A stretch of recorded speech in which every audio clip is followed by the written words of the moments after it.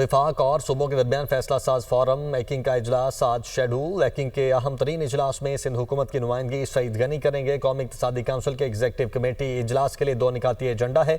सिंध हुकूमत का मोटरवेज मनसूबों पर अपना एहतजाज रिकॉर्ड करवाने का फैसला। मोहम्मद अशरद कराची से हमारे साथ मौजूद हैं। जी अशरद।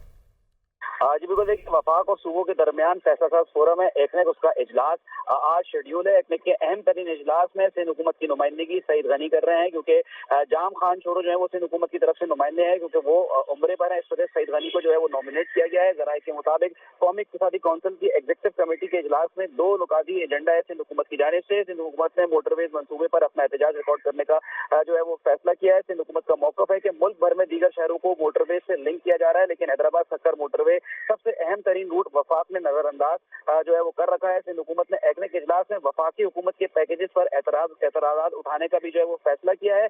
वफाकी हुकूमत इत्तेहादी अरकान असेंबली के जरिए जो है वो कराची को फंड दे रही है। इजलास में सिंध हुकूमत वफाकी कराची पैकेज स्कीम KMC के जरिए कराने का मुतालबा की।